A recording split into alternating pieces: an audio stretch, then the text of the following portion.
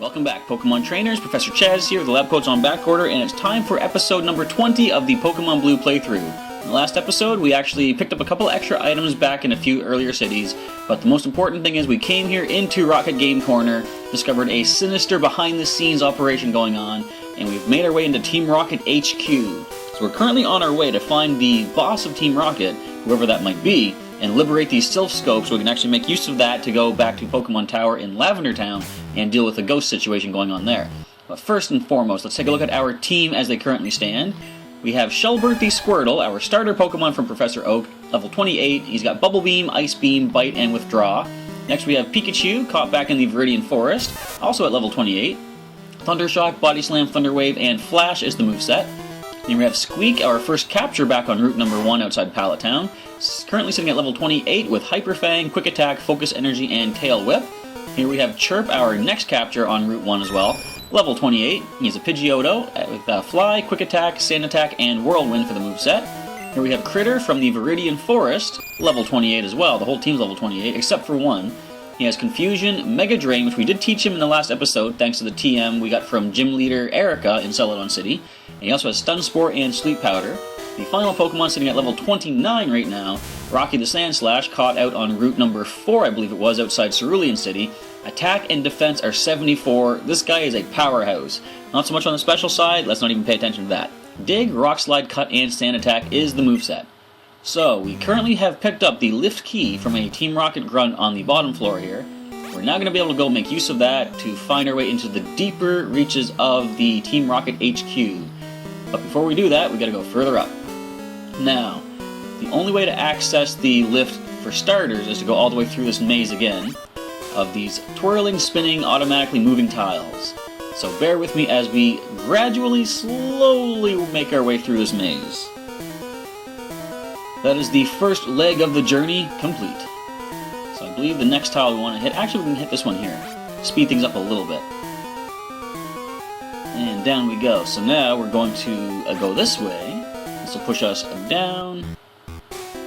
And I think there's just 2 more spinning tiles we have to hit. And then we're going to be able to make our way to that lift.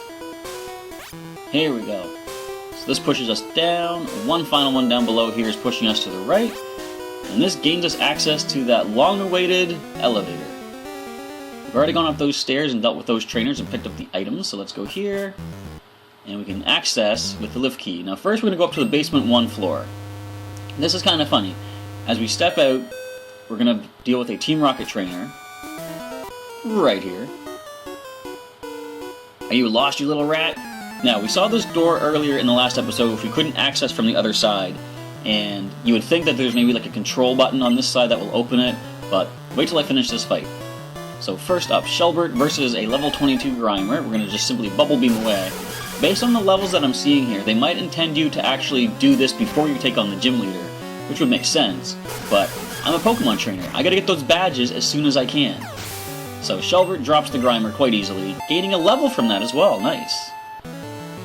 And no new move just yet. We have a Coughing next. Go for another Bubble Beam attack against that. And one more will get the KO on this not levitating Pokemon, as we found out in the last episode. Of course, no abilities in Gen 1 means Coughing is weak to ground attacks. So Shelbert defeats the Rocket. Why? 660, and Shelbert is going to say, you know what, forget evolving. I don't need to evolve. I took on a Tangela. I defeated a Grass type as a Squirtle. I don't need Wartortle. Now, the door is open. Uh-oh, that fight opened the door! When exactly did that happen? Anyway, we now have access to leave Team Rocket HQ, but before we do that, we gotta head down to the bottom floor and deal with something. So here we are. Now there's a few items I think I can pick up. I don't think there's any trainers, but then apparently there are. I'll talk to them in a moment. But first, I do believe there's an item right here. That's gonna be no more room for items. Fortunately, as I said in the last episode, I picked up an escape rope, which I don't even really make use of, so I'm just going to toss that out. Yes, it's okay. I'm going to have to toss something else out too once we actually pick up the item that's in here that we actually need to continue the game. But first, we find an iron. I can use that actually just to free up a space, alright. In fact, who has the lowest defense right now?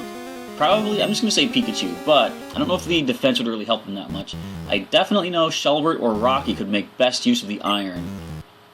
I think we're going to give it to Shelbert. He is our starter, after all.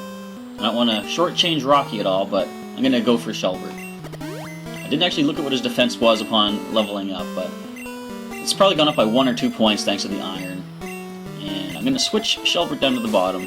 Pikachu could actually use a bit of a potion before we take on these Team Rocket trainers, so let's go ahead and find ourselves a Super Potion, hand that over to Pikachu, max out his HP. We are good to roll against Team Rocket. I normally don't like to use the potions unless I can get the full use out of them. We only got 39 HP instead of 50. Can I access the door? Nah, I gotta deal with them. I know you! You ruined our plans at Mount Moon! Are you the Raticate guy? Let's find out. If you are, I don't like you. That Raticate was a beast. Rocket wants to fight. Rocket has Sandshrew. Go, Pikachu! Alright, so we know the defense of Sandshrew is pretty good. Pikachu probably can't do too much to this, but let's see what the Body Slam actually will do. Another couple of those actually will get the knockout. I think Pikachu can deal with this. We're going to overcome type disadvantage once again. Pikachu is going to drop a ground-type Sandshrew. If only Lieutenant Surge's Raichu could say the same. Anyhow, Pikachu gets the KO. We see an Ekans. Well, this one we can actually Thunder Shock. Not sure if that's more powerful than Body Slam or not. And they go for the Wrap and they miss. Let's go for Body Slam, see if that gets the KO. It does. So Body Slam seems to be more powerful as long as Super Effective doesn't come into play. Sand Slash. We're switching you out. We're going to go with Critter. We're going to finally make use of that Mega Drain we taught him from Erica's TM that we got from Celadon Gym. Scratch, you can scratch all you like. We're going to heal back some super effective damage with that Mega Drain. And we just saw from our own Sand Slash that their special stat is not really that good. Slash! Okay. That was a critical. I think we could survive another critical after healing with Mega Drain, but let's find out for sure. And we don't get a critical of our own, unfortunately. Now this could be a little bit dicey. Critter hangs in there. Critter goes for Confusion. Critter gets the KO. Yeah, we could have drained like an HP or two to heal up again, but wouldn't really help us that much. I am going to Super Potion Critter. Burned again. Do you have something against Team Rocket? I have everything against Team Rocket, and I'm going to completely lie about what I just said. I'm not going to heal Critter just yet. We're going to get into this next battle, and if I can get through all of Team Rocket without having to use that Super Potion, then it's going to save me a little bit of money. I can hang on to that for a future time, because I can go heal up after these fights are done. Ekans is up next, so as we just saw, Body Slam is more powerful than Thunder Shock against Ekans, so we're going to go with the Body Slam for starters. And probably a Thunder Shock will get the KO. Pikachu's defense has fallen, which means he might not want to stay in, depending on what comes in next. So we do drop the Ekans, of course. And Pikachu hits level 29, so I can easily switch him out and get someone else in there for some more experience. A Sandshrew, so you have the same two Pokemon that the other guy did. Let's go with a Body Slam. Again, 2 more of those will get it, unless the Scratch is too powerful. Unless the Scratch is critical, I think Pikachu can handle 1 more. Unless they go for Slash, but they go Scratch. And a Body Slam finishes the Sandshrew. Alrighty. We're in a good spot now. Next is Arbok. Look at this intimidating snake. So we're going to swap. I'm going to go Squeak. He is next in line to get the next level up. And I think he can handle this. Of course, there's no Intimidate ability, of course, so we do not lose the attack stat. You like to bite? I like to Hyper Fang. Well, I like to Hyper Fang. Sometimes I don't do it, though. But now we will. And how much will this do?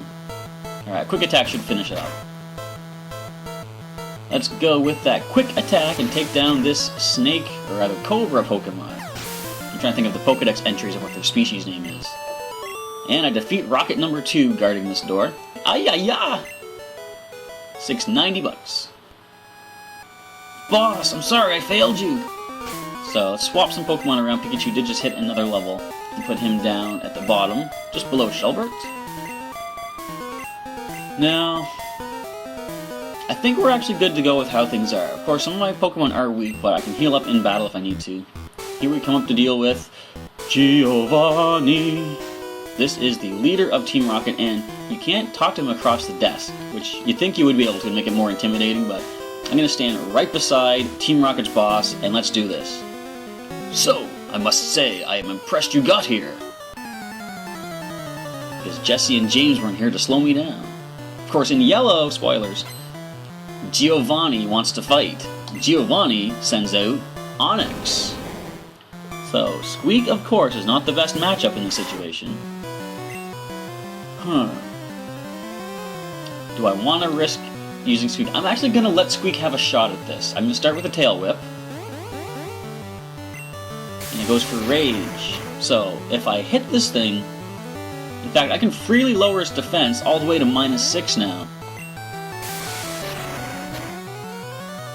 So, Rage works in this game where, like, if you use it, you're locked into using Rage. Guard Spec, what does that do again? It increases... or makes it so you can't get critical hits, I think. But anyway, so... how does Tail Whip fail? But yeah, Rage locks you in. Onyx cannot use anything but Rage now. Oh, Guard Spec keeps your stats from lowering. That's what that does. That's why Tail Whip is failing. So I'm going to go for Focus Energy, which I never use, but just for the heck of saying that I did it, let's say I used it. And watch how many critical hits I get now. Well, that was Onyx. That wasn't me. Let's see how many I get. Let's go Hyper Fang. We could get some flinching as well. That's not bad! Eradicate getting that much damage on an Onyx, of course 3 levels lower, but still. Onyx's Rage is building, Onyx's attack rose, Onyx goes Rage. That's only 5 damage. Squeak is going to drop an Onyx. Rage builds, attack rises, another Rage can do more than 5 right now. How much? 6, okay. Quick attack. Our Eradicate drops the boss's Onyx. I'm quite happy about that. Next we have a Rhyhorn. I do believe Squeak has done his job. I'm going to bring him back, and just to get this over and done with, Shelbert is coming in with his Bubble Beam and Ice Beam. This Rhyhorn is not going to make it through. Our defense can handle that, I'm sure. Let's go for the double super effective, or as I like to call it, hyper effective Bubble Beam. With no sturdy ability, Rhyhorn falls. Of course, I don't think Rhyhorn gets sturdy. I believe it's got Rock Head and Lightning Rod. And we have Kangaskhan. No held items means no Mega Kangaskhan, thankfully. So, okay, Guard Spec, I was going to say, let's try to slow this thing down with the Bubble Beam, but now we can't lower these stats because of that Guard Spec. We just go for the super effective Bubble Beam, or try to freeze with the Ice Beam. Let's try that. We might flinch from this, however. Nope, no flinch. I think we can probably handle one more of those.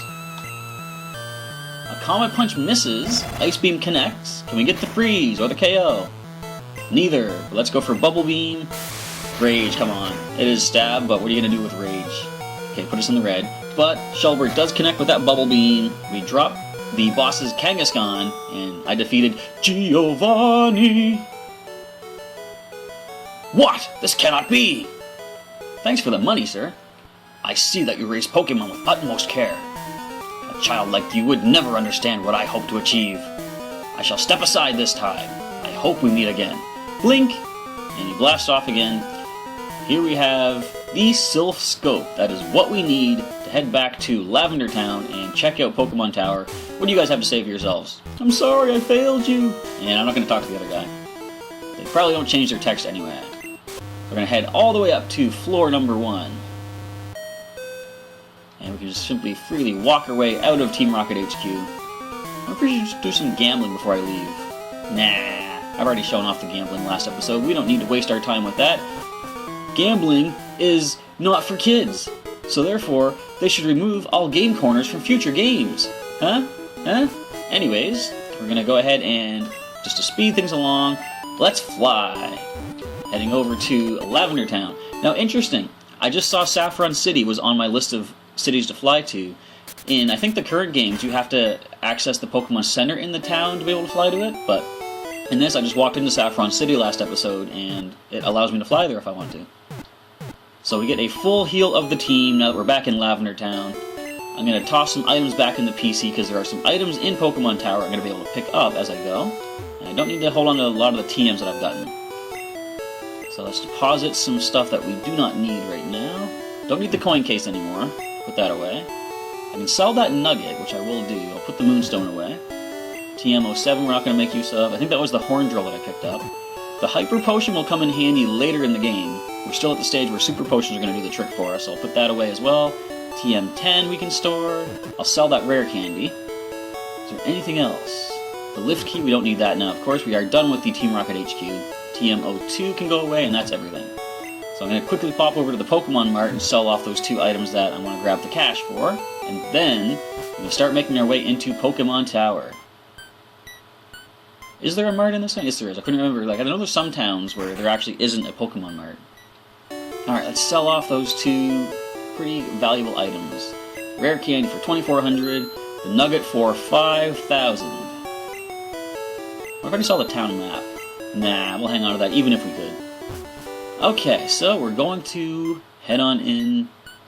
Who's in the lead right now? Still got Squeak up there. He's not the best to lead with, because as you'll see, we do have some ghost types to deal with, but they are all ghost poison types in Gen 1. There were only 3 ghost type Pokemon, Ghastly, Haunter, and Gengar, and they are all ghost and poison types, so Confusion will be super effective. Now that we've dealt with our rival already, we don't need to worry about him right now. We're just going to head on up and see what we can find here now that we can actually venture our way through.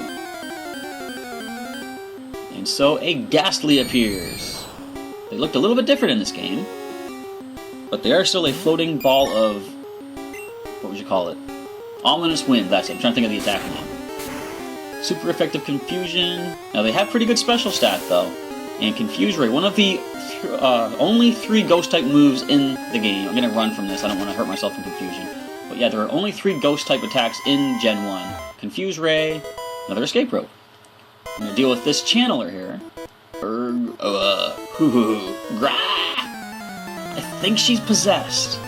Do you need an old priest and a young priest? Channeler wants to fight, and they all have, of course, ghost type Pokemon. So yeah, there are 3 ghost moves. Confuse Ray being one of them, and it was a status move, so no damage. Nightshade was a fixed damage move. It only does damage equal to the level of the Pokemon using it. And there's the 3rd one right there, Lick Attack. It is the only actual sort of like damaging type move of Ghost type in this game. And it's not really powerful. I think it's like 20 power. So Ghost was really underdeveloped in Gen 1. Whoa, I'm saved! My Butterfree showed you the way. The Ghost can be identified by the Sylph Scope. Well, we do have that in our pocket, so we're going to be able to make use of that and check out all of these ghost types. Be gone, evil spirit! Talking to me? Are you talking to me? Alright, Channeler has 1 Pokemon. I don't think they have more than like 2 or maybe 3 on the higher floors. So we should be able to breeze through a lot of these pretty quickly. But of course, Ghost type is immune to normal. That's why I don't have Squeak in the lead, because his Hyper Fang, there's Nightshade. But yeah, Hyper Fang, Quick Attack are not going to be able to affect these ghost types. Which means Critter is probably going to be the lead for the most part. I might bring in Rocky, because he can go for the Dig Attack, which is also super effective. Because as I say, there is no Levitate ability, or abilities in general. So, the ghost types are going to be weak to that ground attack. Whew, the spirit left. Are you talking about your own Ghastly in that case? My friends were possessed too.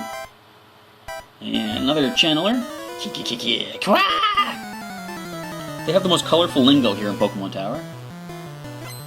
And we have another single Pokemon. So hopefully we can breeze through these without wasting too much time. So I want to try to get to the top of this tower if I can. Or rather, as quickly as I can, I should say. There is a Nightshade for 24 damage. As you'll see, I'll go down to 30 HP.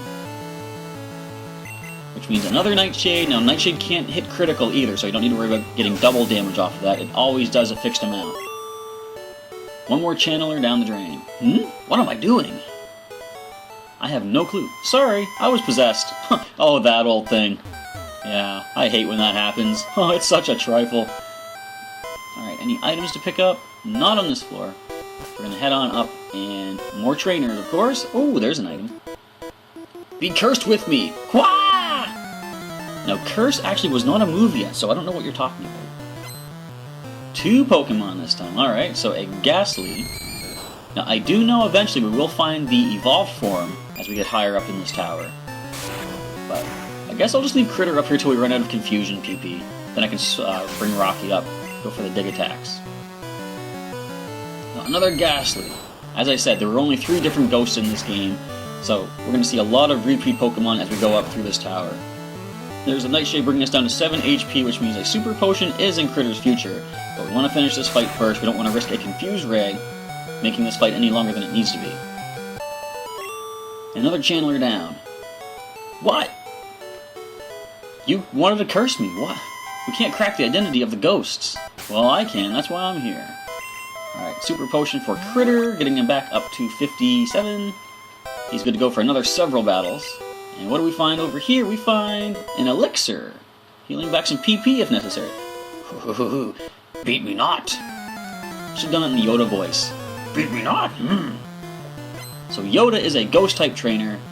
Yoda has a Ghastly. Or rather, a Ghastly has Yoda. No, actually, that makes it sound like the Ghastly itself has Yoda. Sometimes Yoda speak doesn't work, but it does help us get critical hits, apparently. Thank you, Critter. We drop that Ghastly, and the Channeler is done. Huh? Who? What? When? Where? How? May the departed souls of Pokemon rest in peace. Very true. Oh, and a wild encounter. We find, shockers, a Ghastly. Who would have thought? So, I'm going to try to get the knockout. If it confuses me, of course, I'll just end the fight and just walk away.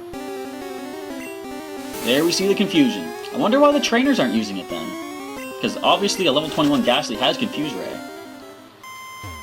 But here we find an Awakening. Definitely nice. If we fall asleep, of course, we can wake someone up. We get an HP up. I want to use that now just so I can empty out the bag. And who should I give that to? Currently, I've been giving it to Pikachu, so I think I'm going to do it again. Puts him from 65 up to 66. I'll gain 1 point for that. And another wild encounter is going to be another Ghastly. It is level 18. We will try to get the KO. I would normally run, but it's like the more experience you get, the better, of course. And if this paralyzes us, I won't be happy. Lick does have a chance to cause paralysis. But it does not, and we get a confusion attack, and we knock that Ghastly down, gaining more experience points. And another wild encounter. Ooh, Cubone! I forgot these guys were in here. So, of course, they have ground-type attacks like Bone Meringue, or Bone Club, Bone Meringue. I don't know if they have Headbutt at this point, but I'm sorry about what happened to your mother, Cubone, but I do gotta put you down. I mean, knock you out, not that. That sounded worse than I meant it to. So it's gonna go for the confusion. We did just drain some nice HP back for Critter, which could save us on potions. So are there any items up towards the top here? Doesn't look like it, but there's some more trainers, or at least one more. Let's get through here. Ghost! No! Qua! Qua is their favorite phrase. Is that like a code word in this tower? So another single Pokemon. It is, of course, a Ghastly. Level 24. They're getting higher in the levels. So that should mean at least we're getting some better experience from them, of course. Ooh, and a critical doesn't bring it down. So 24 damage to us. 53 HP remaining. How's that for mental math? Check that out. Alright, so Confusion brings down Ghastly, the last Pokemon and only Pokemon of this channeler. Critter hits level 30 for this. And I hit my knuckles on the desk, apparently. Where is the ghost? I must have been dreaming. Well, I turned your dream into a nightmare. So there is no item here. There is a trainer, and there was a nice little tile spot in the middle. You shall join us. I'm already here. Join you where? But there is a nice little tile set in the middle, which you'll see is a healing spot. So, of course, another Ghastly. It's Confusion our way to victory. I think the healing spot restores the PP as well, if I recall. Alright, so Nightshade, 22 damage. Critter drops this with a Confusion. Another quick Ghastly out of our way. What do you have to say for yourself? What a nightmare. See? They know I'm causing nightmares here. I was possessed. Oh, that old trifle. Come on. I was almost at the healing spot. Ghastly. Level 20. Do I want to waste my time with this? Yeah, I might as well. As I say, experience is experience. Unless it confuses me. Experience is not worth it. If we hit ourselves at waste time, I'm just gonna take off. Come, child. I sealed the space with white magic. You can rest here. Magic in a Pokemon game? Enter the Purified Protected Zone. Jazz's Pokemon are fully healed. I'm assuming that's like a Nurse Joy healing. And a wild encounter before we get to deal with that channeler. It is a Ghastly, of course. I don't know how many more times I can say that. Confusion. Okay, so we do have all of our PP back as well. Definitely nice. So I don't need to actually switch Critter out. I'm going to keep him active until we can clear out all of this tower. This is going to be Critter Tower when we're done. Zombies! Zombies. Really? I forgot there's a mention of zombies in this. And why is there a mention of zombies in this? I don't know. Anyhow, of course, it's Ghastly. Now see, look, okay, it missed, which is nice, despite being fully accurate, but they're not going for the confusion rate, these trainers. I wonder if they actually know how to battle. Regardless, we dropped the Ghastly. Huh? That was a question. I regained my senses. Yeah, there's no zombies here. This is Pokemon. What are you talking about? This ain't the manga. Another nugget. She's the zombie. Or he. I don't know. Could be either. So this channeler is going to bring forth, of course, Haunter. Okay, something different. Finally, something interesting. Let's confusion it. Of course, it has a little bit of a better special stat, and it gets confused, actually. Hurts itself in its confusion.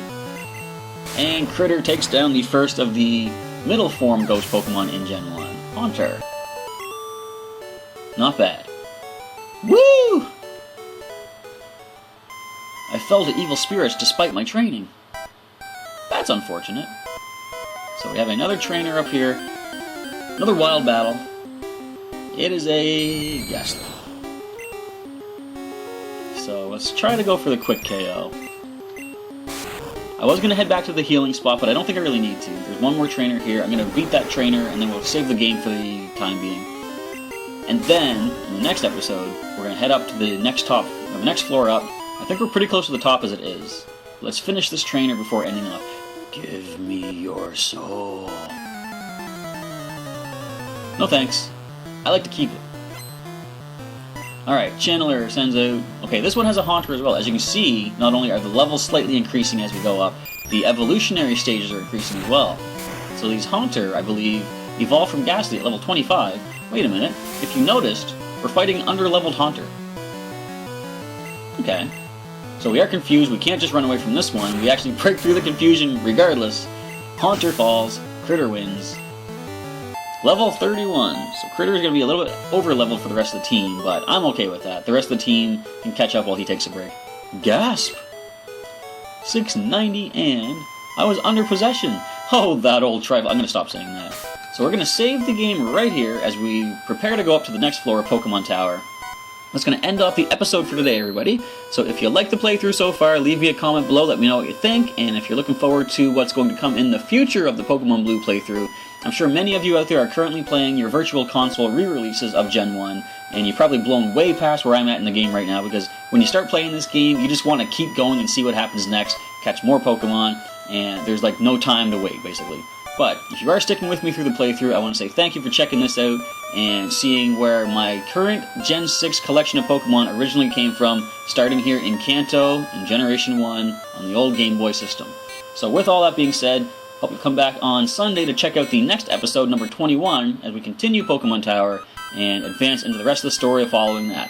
With all that being said, I want to say thank you for checking out today's episode, and I'll catch you next time.